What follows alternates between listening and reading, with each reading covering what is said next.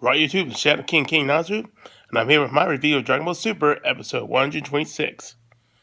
Apologies for the late upload, but we had some problems with some weather conditions. It was snowing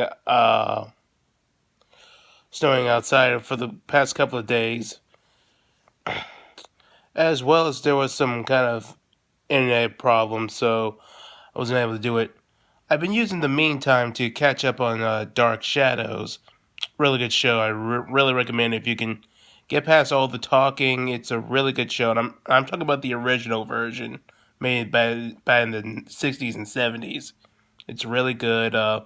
Takes a lot of inspiration from classic Victorian horror stories like Dracula, Frankenstein, uh, those sort of things. But on to Dragon Ball Super, shall we? We start off with the episode with Topo beating the crap out of Frieza, much like we did last episode, and it's pretty much the same sequence with him crushing Frieza's head and then proceeding to attempt to eliminate him, only for Android 17 to intervene. I did enjoy watching this because I've already explained how I don't like Frieza, so that was a nice good touch. And Android 17 continues his tactics of trying to stall Topo using his infinite stamina and energy to wait to continue to occupy Topo until the time runs out. And I gotta admit, this is very commendable for Android 17, as despite not being as strong as Topo, he's giving it his all, which has caused a lot of people to respect Android 17, consider him the MVP of the tournament power. Now, while I would still favor Goku, well, mainly because he's my favorite character, I do kind of agree that Android 17 does deserve a considerable amount of respect.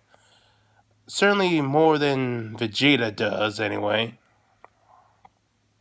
And no, I have nothing against Vegeta. It's more against his fans who overpraise him. But as this is continuing, Topo gets trapped in a barrier, and this is from Frieza, who used that same paralysis barrier technique that he used on Goku back in the Frieza saga, and then proceeds to Ferox him, but ultimately Topo overpowers it and continues to put Frieza in his place. And while this is happening, the clash between Goku, Vegeta, and Jiren is starting to interfere with their fight, and Topo and Jiren come up with the idea of switching opponents. So Topo decides to take care of Vegeta while Jiren faces Goku by himself. And Vegeta tries his best, but Topo just completely overpowers him, showing that despite just being an apprentice god of destruction, he's still quite formidable. So he would rank above the lower tier gods of destruction like Sidra and whoever would be considered a low class god of destruction. But I wouldn't say he's like on the high tier, like say someone like Beerus, or I'm not sure if Champa counts as high tier because Beerus has been implied to be stronger than Champa, but we're not sure by how much. But yeah, I say that Topo is around like the mid tier Gods of Destruction level, and we get this interesting exchange between Topo and Vegeta. And Vegeta says that you seem different, and Topo basically says that I was able to gain this power by discarding justice, because if justice is not enough for me to protect my universe, then justice is completely worthless, and I accept my role as a god of destruction. And I will do everything in my power to make sure my universe survives. So like I said last time, this was a good character development for Topo, as he has been vehemently, uh,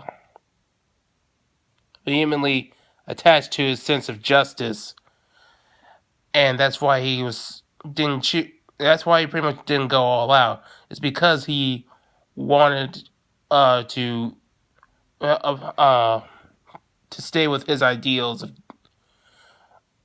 which going all out would mean he had to embrace his role as a god of destruction, which means he would also have to abandon his ideals of justice, which he's now doing. However, despite it overpowering Vegeta, the fact that Toppo would do something like this disgusts him, as Vegeta is not, being a prideful person, is not willing to discard all that he is, and through that and the thinking about his family and his promise to Kabe, he is able to eventually overpower Toppo, even able to break through one of his destruction attacks, and he is ultimately able to beat Toppo and eliminate him from the tournament. Margarita says that Toppo did well. Despite his not being a full-fledged god of destruction, but Belmont, Vermeld, uh, wasn't all too impressed because he didn't win. So now it's Goku, Vegeta, Android 17, and Frieza against Jiren. And as Jiren saw Toppo get eliminated, he said that it was rather pathetic for him and he expected more from him. And a lot of people were wondering what Jiren meant by this, and they are interested in this, as this is a bit of a character development for Jiren.